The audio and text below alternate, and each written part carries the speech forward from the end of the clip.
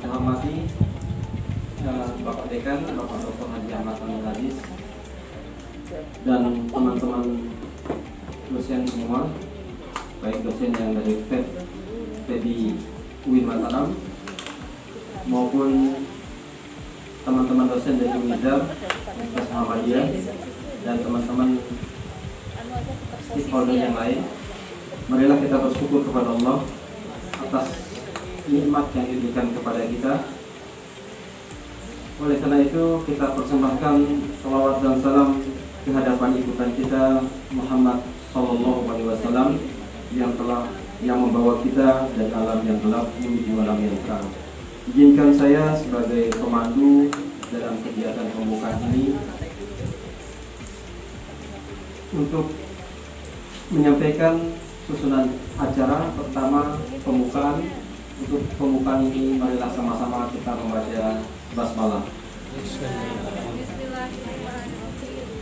Selanjutnya pengantar diskusi dari Pak Dekan, dari Dekan PDI Mataram. Pada beliau Dr. Haji Ahmad Amin Hadis, kami persilakan.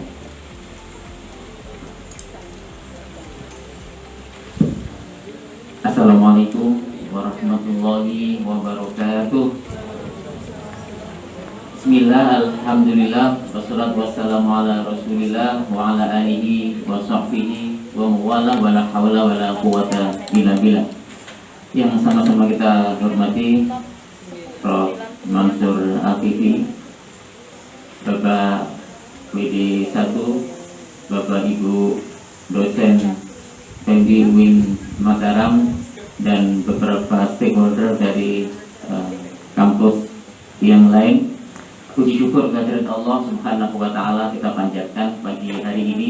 Alhamdulillah kita masih dalam keadaan segar bugar, dalam keadaan sehat walafiat, bisa menghirup segarnya udara pagi ini, satu nikmat yang luar biasa. Betapapun harus kita syukuri di tengah-tengah situasi yang memang kita harus terus menjaga diri. Alhamdulillah hari ini kita bisa melanjutkan tradisi akademik kita setelah beberapa bulan yang lalu kita melewatinya. Diskusi dosen ini, bagaimana teman-teman sekalian, Bapak Ibu dosen ketahui, ada satu hajat, ada satu keinginan kita. Kalau dari universitas, dari rektorat itu judul tema-tema diskusi kita itu tidak lepas dari sebagaimana tema di spanduk ya, integrasi keilmuan, gitu ya, integrasi keilmuan. Sejauh ini itu masih menjadi perhatian kita, bagaimana antara keislaman dengan semua disiplin ilmu yang ada itu hendaknya masuk dalam seluruh kajian-kajian kita, riset-riset kita, baik dosen maupun mahasiswa. Itu harapan universitas seperti itu.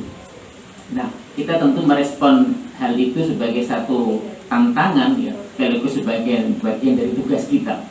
Karena kita tahu persis latar belakang kita sangat beragam, sangat beragam. Seperti saya ini kan orang Islamic Studies ya, jadi sangat concern perhatiannya ya studi Islam secara umum. Ekonomi syariah itu ya bagian kecil saja dari apa yang menjadi perhatian secara pribadi. Kalau Pak WD1 ini kan basis core besarnya syariah ya, dekat dengan muamalah ya, dekat juga dengan ekonomi syariah. Teman-teman yang lain ya variasi, ada yang memang ya ekonomi, ada yang ekonomi syariah, akuntansi, studi pembangunan, dan perbankan, dan beberapa yang lainnya. Tapi kita sudah menjadi satu bagian dari keluarga besar PEPI. Kita punya kepentingan mengembangkan ini tradisi akademik yang bagus, gitu ya. Kita punya keinginan nanti teman-teman dosen ini, bagaimana di kemarin sudah kita terima beberapa judul-judul penelitian, ya. 25 judul penelitian tahun ini ya, meskipun dengan support biaya yang pas-pasan, setidak-tidaknya itu bisa memberikan rangsangan untuk bisa menulis yang lebih relevan dengan tema integrasi. Saya melihat, mengecek di beberapa jurnal, kalau nanti katakanlah teman-teman dosen mau menulis itu, bisa selain kepada jurnal yang fokus ke ekonomi syariah tentu saja ya, perbankan syariah dan juga pariwisata syariah, tapi yang agak sedikit integrasi dengan disiplin yang lain. Ya kan, ada jurnal namanya itu Political Economy. Maka yang punya sense politik dengan pendekatan politik masuk dalam bagaimana mengkritisi kebijakan-kebijakan dalam bidang ekonomi pembangunan, ekonomi syariah. Nah, itu bisa diarahkan ke Journal of Political Economy, kan?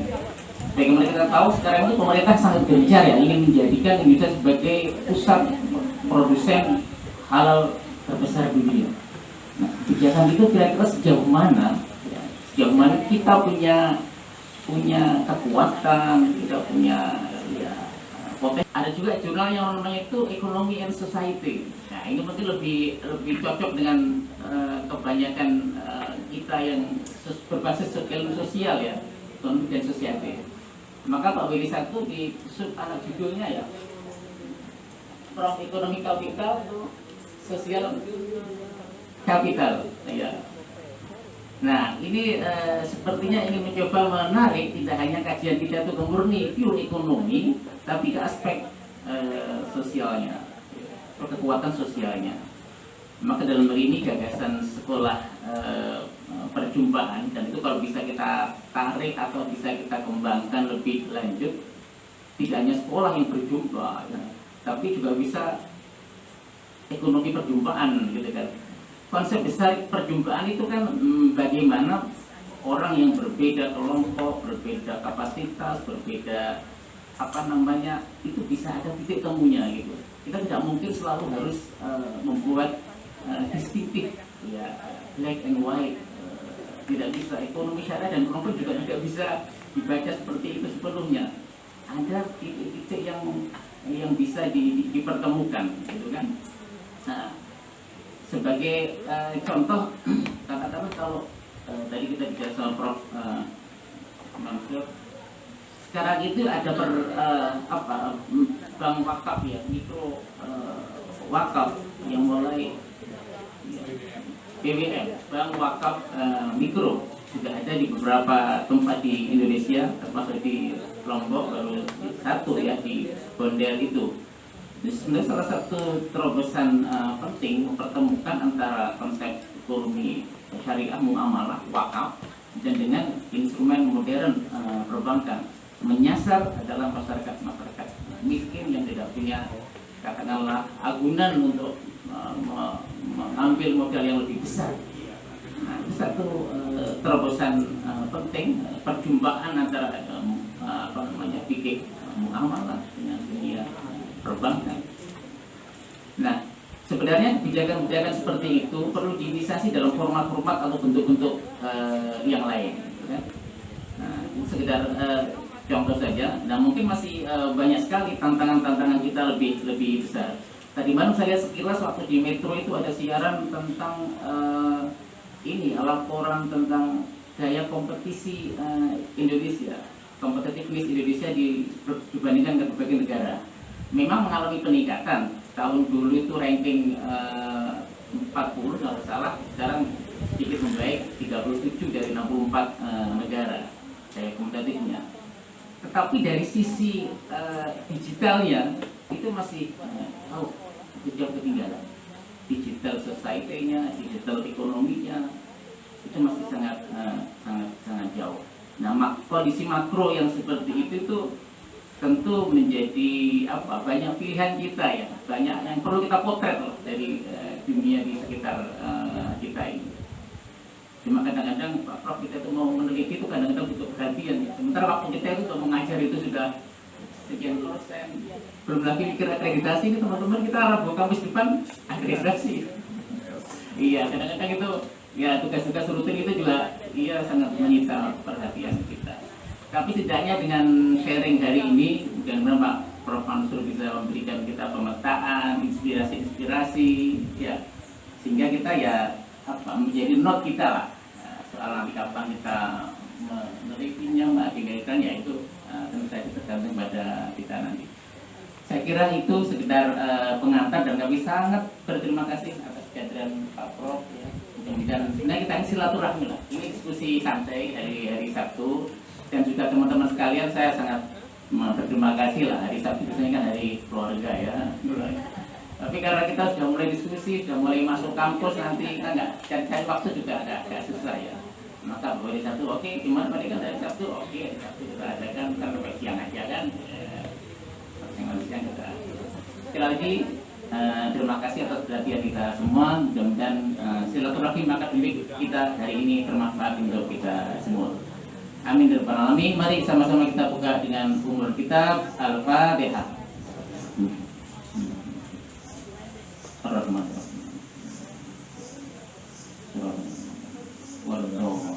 Amin amin ya rabbal alamin. Akhirul kalam, bila saya berhidayah. Assalamualaikum warahmatullahi wabarakatuh.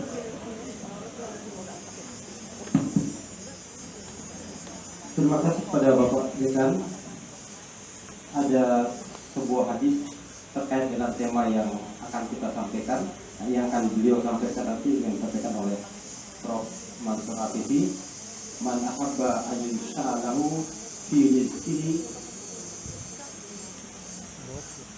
wa yusha'alahu fi atharihi falyasil rahimahu. Konsep perjumpaan ini secara pribadi Prof, saya selalu intip dari dulu, cuma belum pernah berkecimpung di dalam konsep perjumpaan ini. Dan ada beberapa titik Pakutan, kemudian di Lombok Tengah dan di Gunung Sari yang sempat diceritakan oleh beberapa teman. Itu sangat luar biasa dampaknya terhadap karakter building. Saya rasa karena beliau Prof. Mansur Hafizi ini mengawali konsep-konsep perjumpaan itu, bagaimana konsep perjumpaan kalau dalam bahasa hari ini liko. Liko itu kalau teman-teman yang akhwat dan ikhwan itu sudah liko itu. Liko di mana kita nih? Itu liko namanya perjumpaan. Kalau dalam bahasa dakwahnya silaturahmi. Jadi konsep-konsep liko, konsep-konsep silaturahmi itu diterjemahkan dalam oleh almarhum al-maqfur insyaallah Dr. Rusnimas. Itu yang beliau sebagai konseptornya.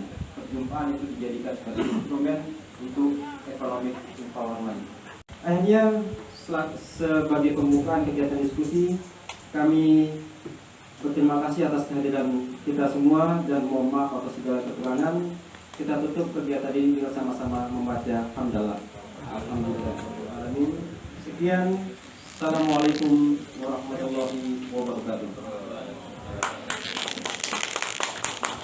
Baik, Assalamualaikum warahmatullahi wabarakatuh. Yang saya hormati Bapak Dekan UIN Mataram, Bapak Wakil Dekan, dan Bapak Ibu dosen Fakultas Ekonomi Bisnis UIN Mataram. Jadi ini tidak biasa ya bagi saya, ini forum yang luar biasa. Saya berterima kasih atas kesempatan ini karena Mbak Cici semacam perintah ya. Sebenarnya yang paling expert yang menyampaikan tentang sekolah perjumpaan itu adalah Pak Firdaus, menjadi bagian dari Bapak Ibu. Nah, sedikit yang saya akan sampaikan seperti tadi yang dikatakan oleh moderator. Jadi waktu saya hanya pengantar saja 15 menit. Baik Bapak Ibu sekalian, saya akan mencoba sedikit memberikan pengantar diskusi terkait dengan, karena ini terkait dengan ekonomi ya. Jadi saya memberikan judul slide saya ini pemecatan isu untuk penguatan ekonomi masyarakat.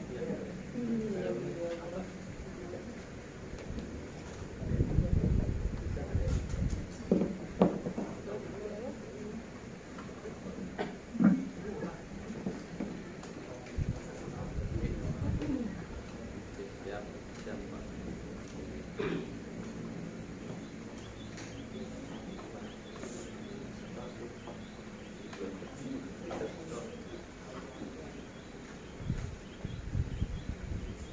Bapak Ibu sekalian, sambil menunggu teknis dari LCD ini, saya akan memperkenalkan diri sedikit.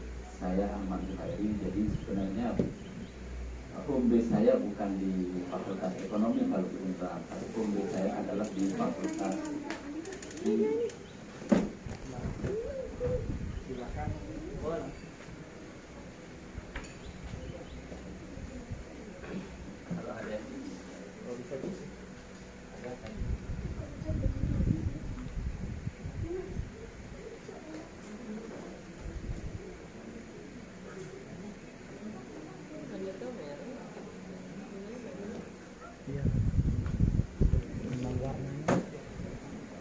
Oke, home base saya di Fakultas Hukum, departemennya Departemen Hukum Bisnis. Riset yang saya sering lakukan 7 tahun ini adalah terkait dengan perlindungan konsumen.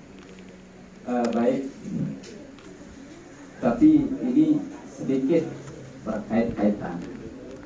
Jadi kenapa judul ini? Nah, sebenarnya kalau SP itu hanya 3 hal yang kita bicarakan. Pertama terkait dengan nilai-nilai manusia, hubungan relasi, dan bagaimana cara aplikasi sekolah perlimpaan.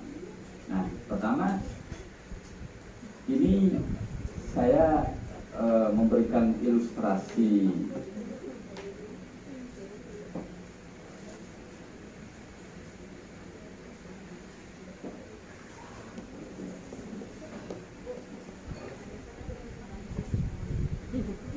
Jadi ilustrasi ini sebenarnya dalam rangka penguatan. Jadi kalau kita melihat fenomena alam, misalnya antara bintang dan arah, arah itu rapuh, bintang itu sangat kuat sehingga bisa memecah. Nah, kalau kita lihat, Jangankan kaca ibu ya, pecah di iya. Berarti beliau kuat. Imron dipecahkan sama Makanya. Nah, jadi kalau kita lihat bahannya ya, secara ilmu kimia itu sama-sama dari karbon. Kenapa satu arang rapuh sementara bintang begitu kuat? Dalam penjelasan ilmu kimia itu, jadi hubungan antar atom itu ada beberapa bagian tidak tidak terikat secara kuat, sehingga arang itu rapuh kalau dibakar cepat jadi api. Sementara intan itu sangat keras. Jadi seperti tadi sangat keras, kemudian harga warnanya berkilauan, kemudian harganya mahal. Nah, itulah kenapa di anatomi sistem sosial, kalau mudahan Bapak Ibu sempat baca buku Abakus Muas itu, jadi inilah diskusi kenapa covernya saja lama diskusinya, sehingga memilih intan sebagai cover dari bukunya. Nah, sebenarnya insight-nya seperti itu. Bagaimana hubungan antar relasi manusia itu kuat, sehingga itulah yang menjadi power, kekuatan kita berekonomi, berpolitik, kemudian semua segmen kehidupan. Nah, kemudian bagaimana caranya? Tentu kita tidak bisa langsung bahwa tiba-tiba kita akan bisa langsung berbuat baik sama orang. Nah, tapi kita harus memahami nilai-nilai manusia. Nah, dalam SP itu memberikan 2 tawaran perspektif terkait dengan manusia. Ada yang satu perspektif keluasan, dan kedua itu perspektif kedalaman. Perspektif keluasan itu seperti apa. Jadi kalau kita bandingkan, kita ini di Lombok saja kalau dilihat peta tidak kelihatan, apalagi peta dunia, apalagi kita luaskan lagi perspektifnya besar planet, itu manusia itu tidak kelihatan. Manusia itu tidak kelihatan, sehingga itulah yang sering menjebak kita, pandangan itu, sehingga kita menganggap manusia lain itu tidak begitu berharga karena terjebak pada perspektif keluasan. Bagaimana perspektif kedalaman? Kedalaman itu kalau kita bandingkan tadi, misalnya kalau dunia alam jagat raya ini,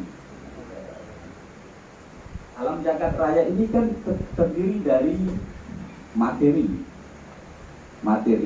Kalau kita manusia, apakah ada materi kita? Ada. Kemudian kalau kita balik, apakah bumi ini punya biologis atau kesadaran? Tidak. Nah, sehingga sebenarnya alam materi itu kalau kita sederhanakan, kalau rumusnya itu ya hanya terdiri dari materi. Seberapa banyak pun materi, ya hanya materi. Kemudian ada yang lebih tinggi levelnya, itu kalau disebut itu adalah biosfer. Biosfer itu alam biologis.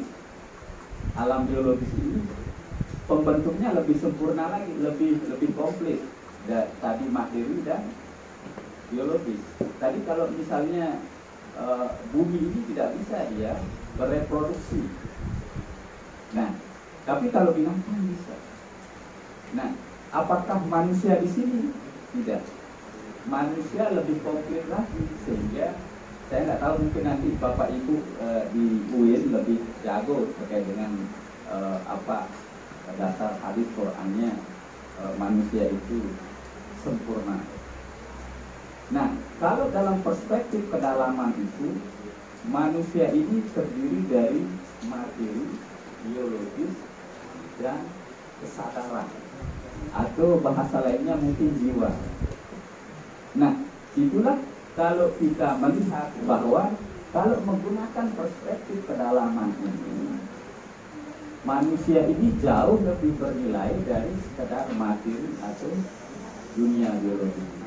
Jadi itulah kenapa manusia itu disebut sebagai makrokosmos dalam tanda petik nilai. Coba saya ilustrasikan begini, Bapak Ibu sekalian. Jadi kalau misalnya kita ini katakanlah diminta jadi gubernur, ya, orang terkaya di NTB ini, ya tidak boleh berhubungan dengan sesama manusia, HP dan lain sebagainya, tidak boleh. Kira-kira ada yang mau ya? Nah, kira-kira tidak ada. Siapa sih yang mau sendirian dengan dikasih fasilitas seperti Pak Rektor misalnya tadi, Pak Jero Sport dan lain sebagainya, tapi tidak ada manusia lain. Nah, sehingga itulah kenapa ketika ketemu manusia itu dia jauh lebih bernilai dari tadi materi seberapapun.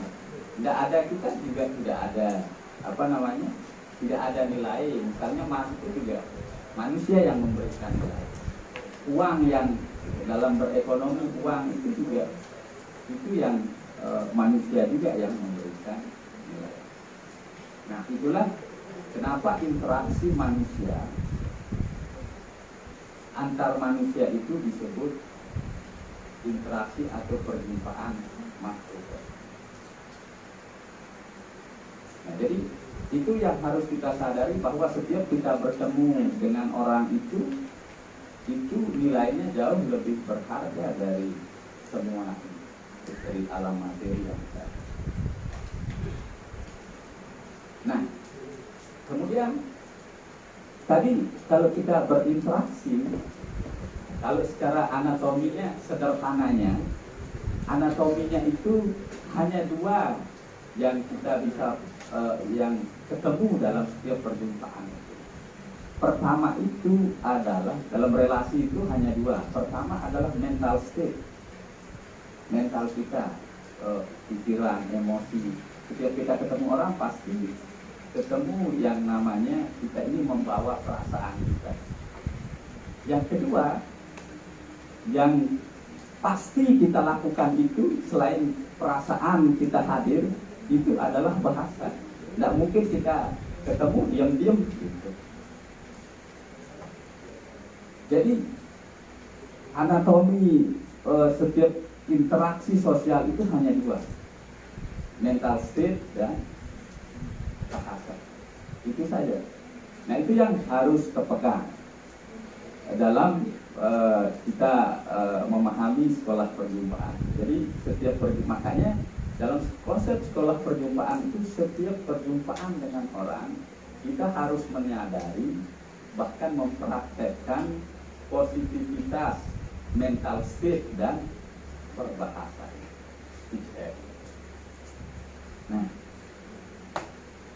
Nah ini tadi saya sudah sebutkan tadi.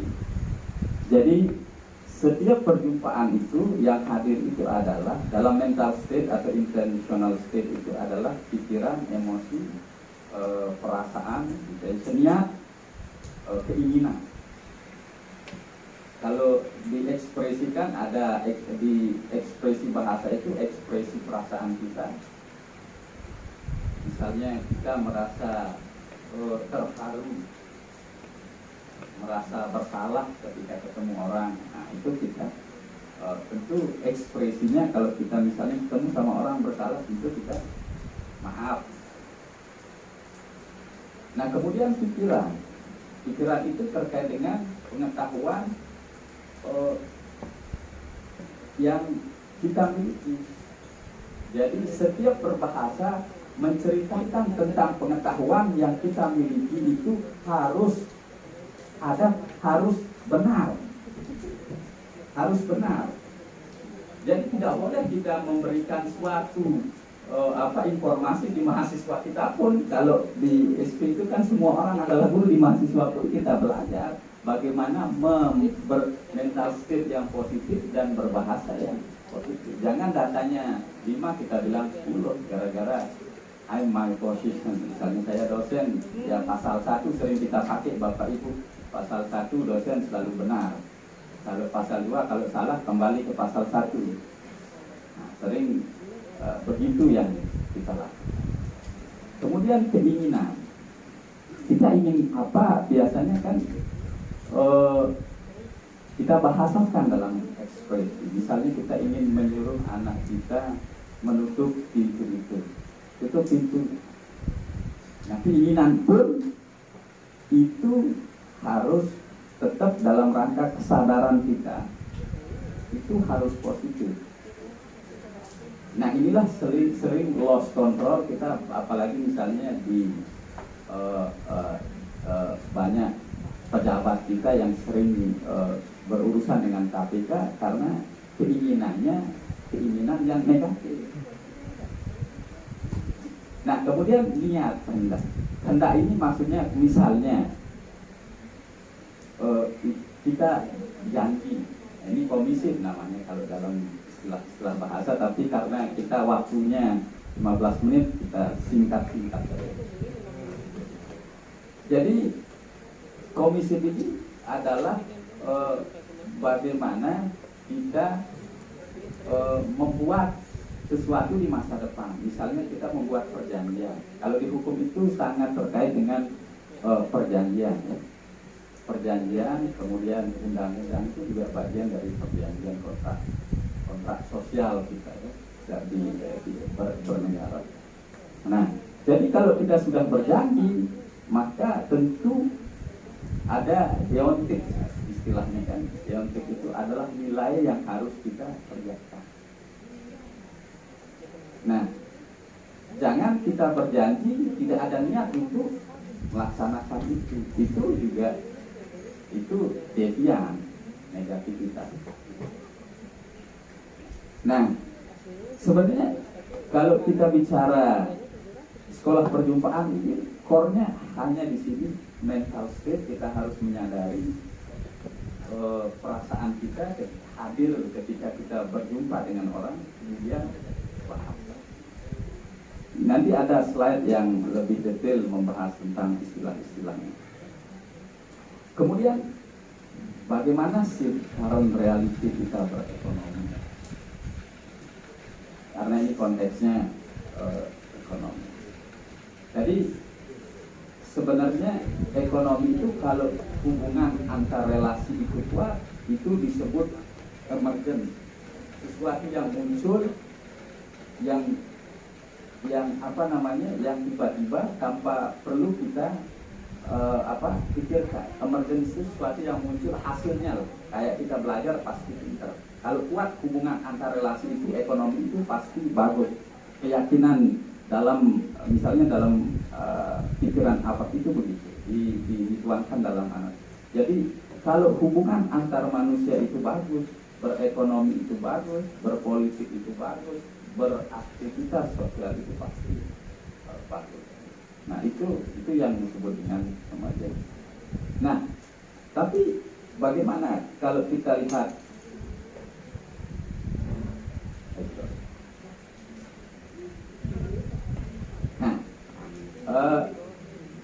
sering sekali kegiatan berekonomi kita itu sering melupakan nilai manusia.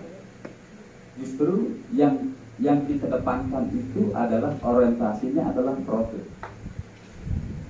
Nah, contohnya misalnya, ini adalah kasus susu formula tahun 2006 yang mengandung enterobakteri Sakazaki.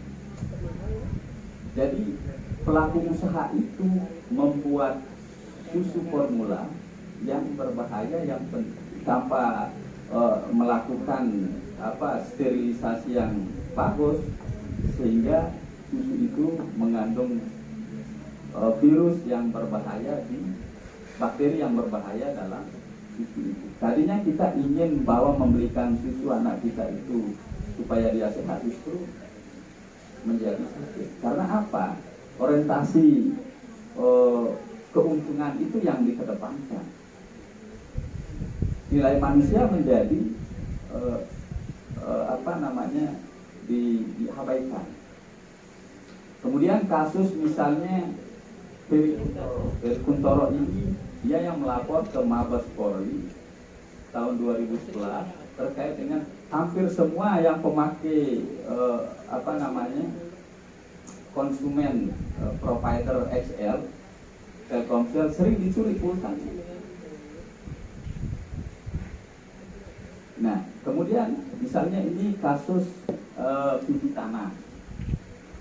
Kasus bibit tanah itu dia mau membeli rumah BTN itu karena janji manis dari pengembang bahwa janjinya itu adalah akan dibangun ruang terbuka hijau, kemudian fasilitas ibadah dan kolam renang. Tapi setelah dia beli, bertahun-tahun dia huni, tidak ada fasilitas yang dijanjikan. Nah itu praktek negativitas. Nah kemudian misalnya tidak hanya itu. Coba kita lihat, misalnya itu kan misalnya dalam rangka perusahaan itu survive. Tapi Yamaha Honda punya market share yang paling tinggi di Indonesia, diputus sama Mahkamah Agung, terbukti melakukan kartel. Jadi dia melakukan perjanjian menyepakati harga minimal motor metik tahun 2014, sehingga motor metik sangat tinggi harganya. Nah itu diputus oleh Mahkamah Agung. Artinya meskipun perusahaan itu sudah kaya raya, tapi dia profit oriented itulah yang menjadi utama. Nah, sehingga dia melakukan perjanjian yang salah, sehingga dia melanggar undang-undang persaingan usaha. Kemudian Nah, ini juga konsumen yang membeli ruko dapat sertifikat hak milik, tapi dalam realitasnya dia hanya dapat hak pengelolaan lahan KPR, jadi hanya minjem di pemerintah. Nah itu kemudian bagaimana ini saya kira tren online shopping dan tren bisnis sekarang itu. Coba kita lihat praktek bisnis yang dilakukan dan laporan di Badan Perlindungan Konsumen Nasional atau BPK. Jadi praktek bisnis kita yang banyak aduannya itu timbangan tidak sesuai. Ini di BPKN, data yang saya ambil langsung di BPKN. Kemudian barang yang diterima dalam kondisi rusak, mungkin Bapak Ibu pernah makan itu menjadi. Ini deretan yang sudah bayar namun barang tidak sampai. Kemudian uang palsu masih, zat warna makanan. Nah ini juga sering. Jadi dalam makanan itu banyak juga pelaku usaha itu menggunakan warna yang berbahaya bagi kesehatan manusia, hanya untuk mengejar keuntungan dengan cara membahayakan orang lain. Tadi manusia yang kita bicarakan. Kemudian jumlah tidak sesuai sana, tidak sesuai dengan foto. Nah ini tadinya fotonya bagus, tadi kalau di online shopping itu ya. Makanya sering ibu-ibu sering tergoda tempat langsung. Apa penyebabnya? Nah, penyebabnya itu adalah produsen terfokus pada keuntungan, orientasi jangka pendek dan tahu kelemahan konsumen. Karena kerugiannya tidak terlalu banyak, ya udah tidak apa-apa kita tikus-tikus gitu. Nah, karena ini lagi 5 menit saya percepat lagi. Jadi apa sih? Kita kembali ini untuk menormalisir ya, untuk penguatan hubungan kita sehingga ekonomi kita lebih bagus. Apa sih sekolah perjumpaan? Tentu pertanyaannya seperti tadi mungkin juga sudah disampaikan oleh Prof. Mansur tadi, tapi mudah-mudahan saya tidak menyerah. Jadi sekolah perjumpaan itu adalah kelompok orang yang secara sadar berkomitmen untuk mempraktekkan norma-norma bahasa dan intentional speech dalam setiap perjumpaan. Makanya setiap orang adalah guru itu karena itu kita menyadari bahwa setiap kita ketemu itu kita harus menyadari mental state kita, perasaan kita itu harus positif dan berbahasa kita harus benar. Nah,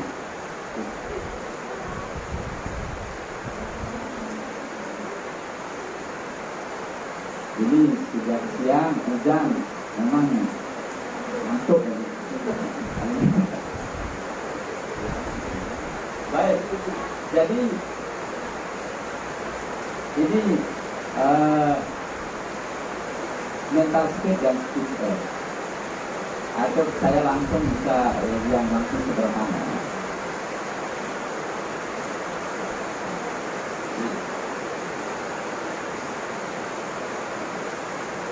Mental state emosional.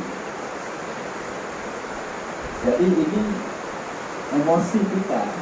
Misalnya rasa itu ada rasa empati, self-control, sabar. Ini yang normal. Ini yang normal, yang ideal. Kemudian kalau yang pikiran tidak ada rasa kasih sayang. Jadi kalau berekonomi tidak ada rasa kasih sayang ya tidak apa-apa kita bunuh konsumen kita kan? Karena merasa bahwa uang itu atau keuntungan itu lebih bernilai dari manusia itu sendiri. Kemudian pikiran. Bagaimana sih yang positif pikiran kita ya? Pikiran yang positif itu ya positif gitu. Kemudian logis, kritis. Kemudian ada deontik. ada nilai yang harus kita lakukan. Kemudian kalau idealnya dalam empiricalnya bahwa sering kita mempercayai informasi tanpa justifikasi dan elaborasi logis. Jadi sering kita membagikan informasi, apalagi dengan adanya WA sekarang ini. Saya kira kita sering sekali membagikan sesuatu yang tidak benar, Pak. Tanpa kita lakukan tabayun.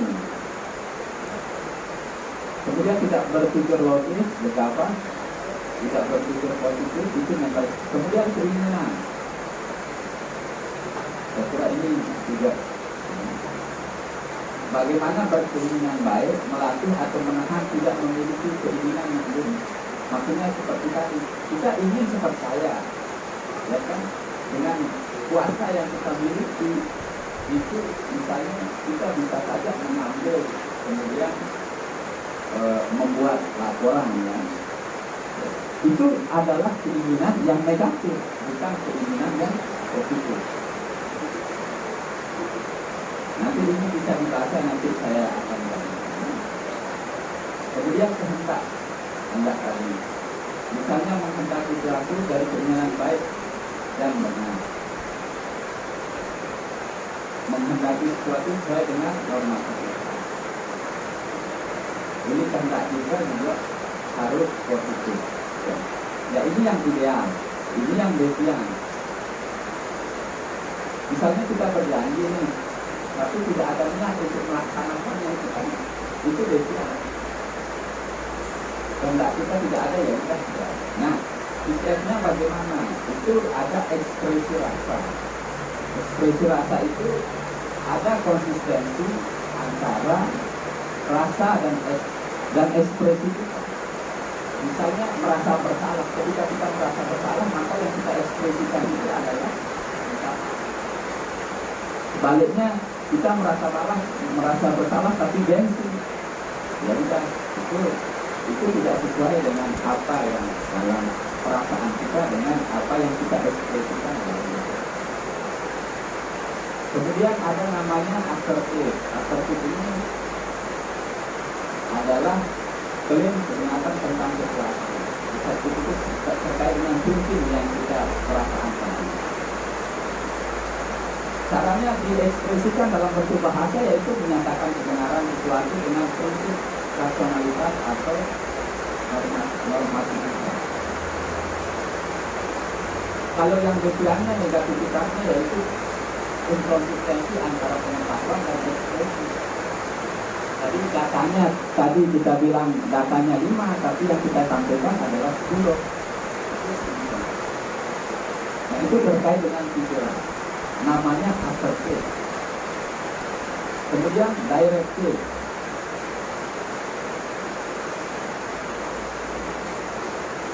Direktif ini misalnya kesungguhan dalam pembicara ini, misalnya kesungguhan dalam direktif itu, lahirnya direktif dari isi batin karena akan melakukan direktif oleh teman. Nah ini benar. Nah, jadi direktif ini adalah kehendak atau keinginan kita untuk melakukan sesuatu, keinginan menyuruh melakukan sesuatu. Nah sehingga ketika kita menyuruh orang lain itu harus benar, tidak sesuatu yang negatif. Misalnya karena saya sering bergelut di kasus-kasus hukum, kasus yang terjadi di imigrasi itu menyuruh stafnya untuk melakukan komunikasi dengan semuanya, menyuruh mengambil uang di tong sampahnya, nah itu menyuruh yang negatif. Kemudian komisif ini membuat, saya kira ini sederhana. Dan saya lihat kata yang paling sering menjadi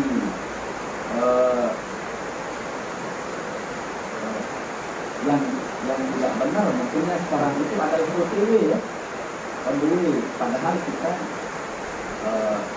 tidak sedang dijalankan. Atau membuat janji itu kita berjanji tapi tidak ada kehendak untuk melaksanakan itu. Nah, setiap itulah yang kita pegang dalam sekolah perjumpaan itu adalah mental state yang tadi, kemudian ada speech act. Jadi inkonsistensi antara mental state dengan yang tadi, mental state terdiri dari 4 itu, dan speech act yang terdiri dari 4. Nah, ketika kita bertemu dengan setiap orang, saya kira kalau kita praktekkan itu tidak ada yang namanya saling mencurigai, ya kan? Kalau setiap yang kita katakan itu selalu benar, pikiran yang kita ekspresikan itu selalu benar, logis, dan setiap keinginan yang kita miliki itu selalu benar, tidak negatif, saya kira tadi itu kegiatan berekonomi kita itu semakin kuat. Karena kita lihat modal yang paling dibutuhkan ya dalam berekonomi itu adalah trust. Nah, saya kira itu yang bisa saya sampaikan terkait dengan pengantar diskusi kita ini di laptop saya sudah 30 menitan. Silahkan mungkin Bapak Ibu berdiskusi. Terima kasih. Saya ingin menyimpulkan, semoga kesimpulannya tidak salah, bahwa manusia itu adalah aspek material dan aspek kesadaran yang tadi disebut jiwa, yang mana aspek material itu dan aspek kesadaran harus disampaikan dalam bahasa dan tindakan, dan ketika disampaikan dalam bahasa, dia dalam bentuk aktivitasnya adalah mendengar dan bentuk bicara, dan dalam bentuk tindakan itu ada intention dan ada speech of act. Dan apa yang disampaikan tadi itu lebih menyentuh aspek filosofis yang mungkin teman-teman belum sampai ke sana, termasuk saya. Jadi filsafat bahasa, filsafat komunikasi, and human philosophy, filsafat manusia. Itu jiwa-jiwa yang tenang dia harus menangkapnya. Ya, kalau mau tenang mati dulu Pak.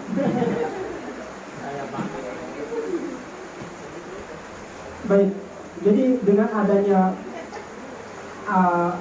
proses mendengarkan dan berbicara tadi ada emergent properties, interaksi antara sistem, relasi yang ada di dalam suprasistem, adanya relasi dan interaksi antara subsistem, relasi di dalam suprasistem itu akan menghasilkan emergent properties. Namanya emergent properties adalah sesuatu yang baru akibat adanya perjumpaan. Kurang lebih begitu ya, Mas Buhari. Nah, saya rasa itu sebagai pengantar diskusi kita. Tapi tadi diselesaikan aspek trust. Aspek trust itu masih panjang sebenarnya pembahasannya untuk dikaitkan dengan konsep economic empowerment ya. Masih jauh sekali. Jadi baru mengatakan say hello, langsung ditutup dari itu. Jadi aspek ekonominya belum tersentuh sama sekali, lebih banyak pada aspek-aspek filosofis, bahasa and human relationnya. Saya rasa itu pengantar diskusi kita. Bahkan bukan hanya teman-teman ini, ketua sekolah perjumpaan itu juga OTW, padahal dia sudah di rumah ya. Sering kali begitu, OTW Pak.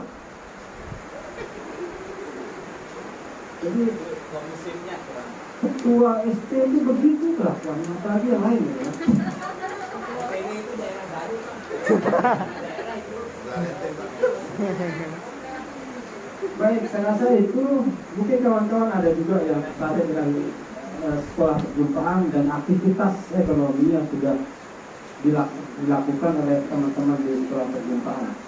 Kami silakan Pak Suprawan. Pak Suprawan, ada yang mau disampaikan? Rambut Anda menunjukkan Anda filosof gitu. Baik, Bapak Suprawan, apakah konsep sekolah perjumpaan itu bisa masuk di semua sektor.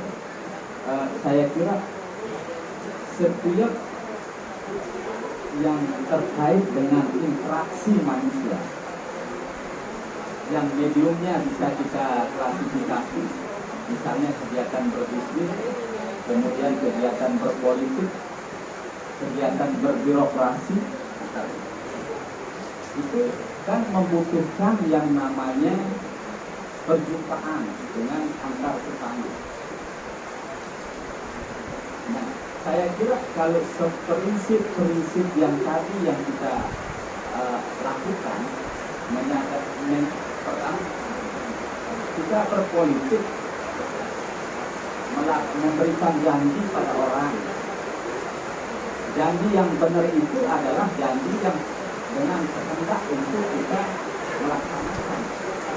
Ya, sama dengan berekonomi misalnya. Berekonomi itu dalam rangka misalnya kita sebagai pelaku usaha memberikan produksi barang yang baik, ya, sesuai dengan janji kita.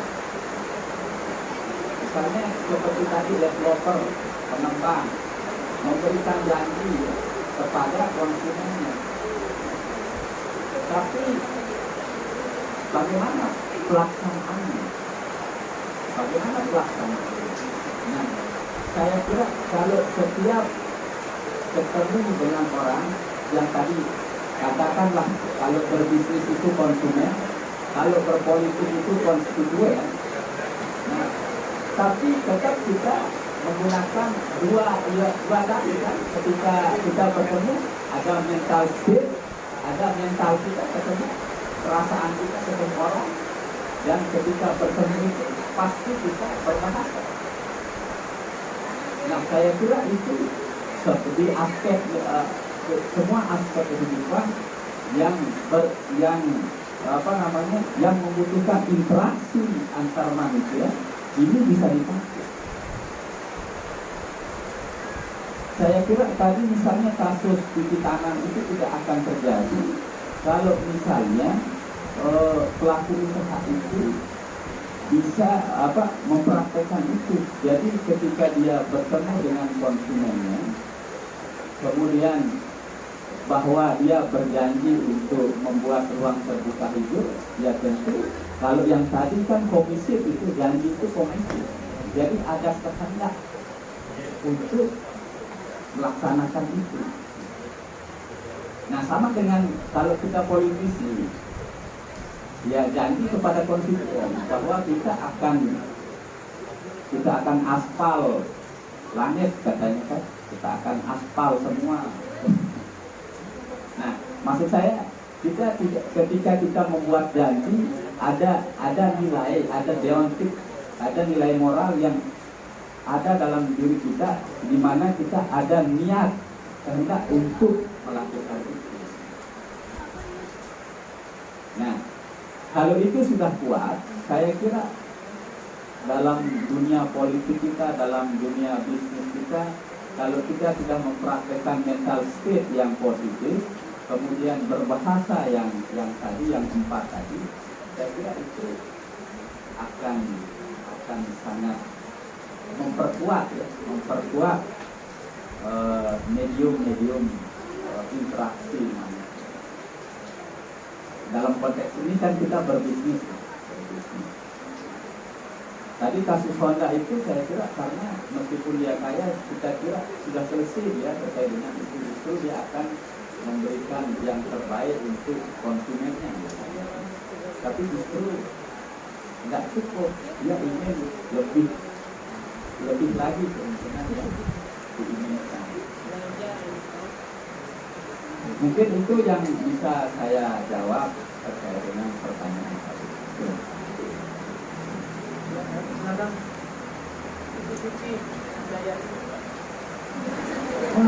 Pak Sukrawan, saya mau menambahkan sedikit. Kalau pada empirisnya, pada kenyataannya itu di beberapa komunitas, mungkin Bapak ikut yang di Lembar itu komunitas ya Pak ya.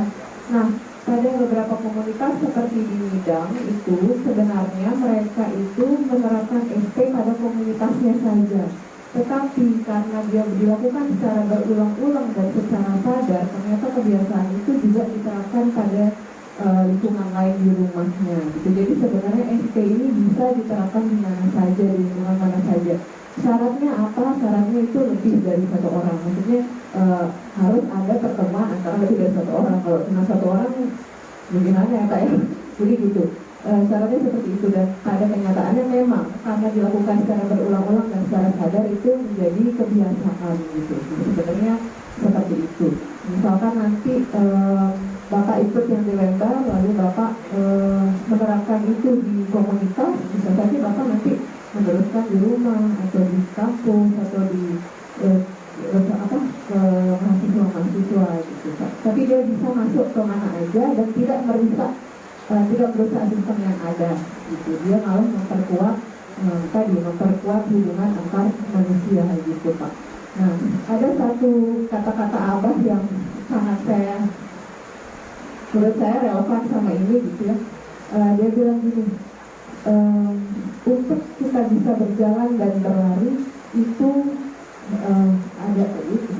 untuk kita bisa berjalan dan berlari kita cukup mengangkat kaki berulang-ulang di medium yang berbeda. Jadi maksud saya, kalau Bapak atau kita semua di sini melakukan kebaikan secara berulang-ulang di medium yang berbeda, maka itu kita bisa berjalan dan bisa berlari. Terima kasih. Assalamualaikum warahmatullahi wabarakatuh.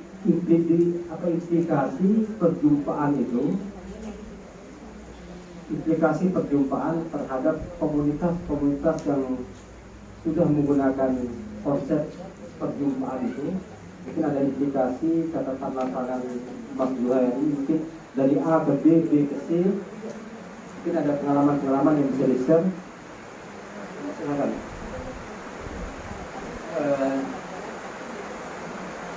Kalau tidak salah pada waktu sampai belum terjadi konsep olah perjumpaan itu namanya pembelajaran rekognitif. Jadi ada dibuat lembaga Baitul Mal ya, sama almarhum yang itu. Nah itu sebenarnya yang diinginkan itu adalah Baitul Mal itu hanya sebagai instrumen alat supaya bisa ngumpul gitu. Nah, alat supaya bisa ngumpul itu Baitul Malnya.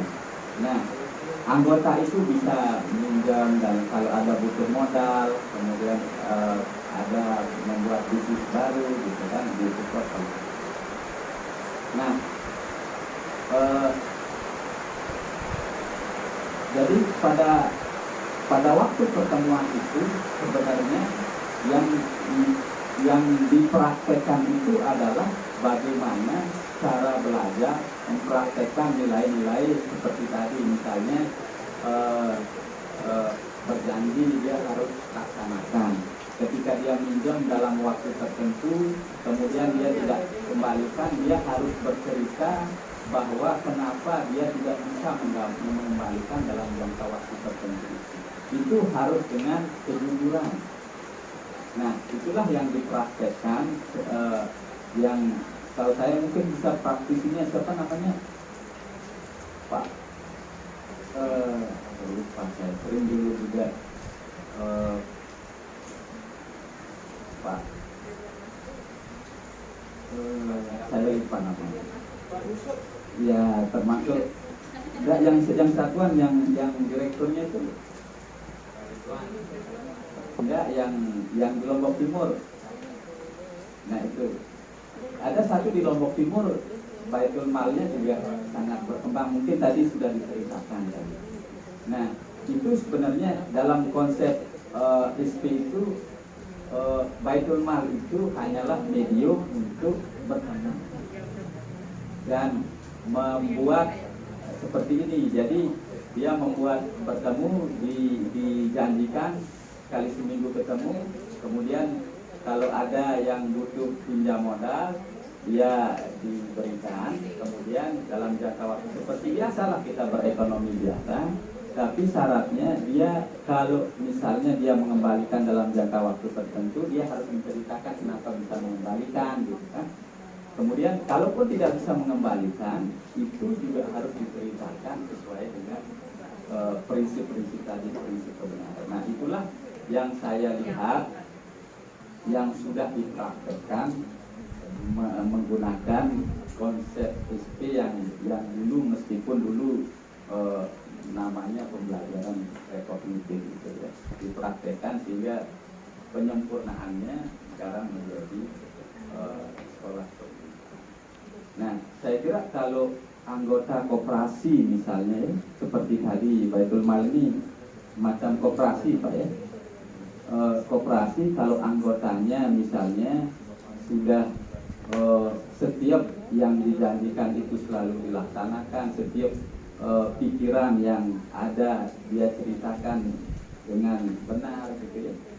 Kemudian ketika dia berkeinginan, keinginan itu adalah yang positif, jadi tidak misalnya tidak iri terhadap temannya yang dia minjem yang sama tapi mendapat keuntungan yang lebih.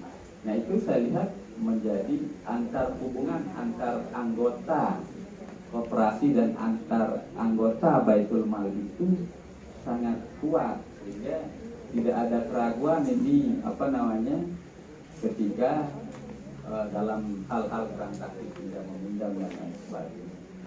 Itu ada kepedulian dari pengelola kalau dia misalnya usahanya tidak bisa berkembang karena yang tadi itu yang pengalaman Abah mempraktekkan dalam bidang ekonomi yang sering juga dibahas dulu karena dia sering datang tidak direkturnya. Itu mungkin implikasi dari nilai-nilai SP kalau dipraktekkan dalam medium perekonomian. Itu Pak.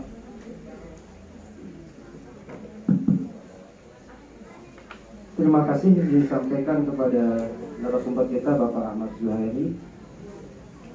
Saya rasa ini dalam pengalaman diskusi dosen Fakultas Ekonomi 4 tahun ini yang paling lama kayaknya, sampai jam 2:30. Biasanya sampai jam 1 udah selesai, tapi hari ini paling lama.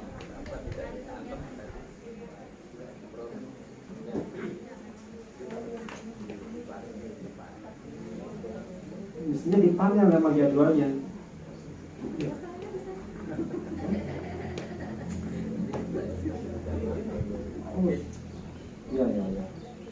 Oke.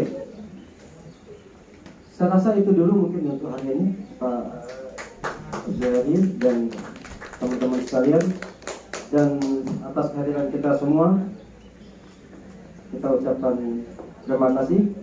Dan kita tutup pertemuan kita hari ini dengan sama-sama membaca hamdalah.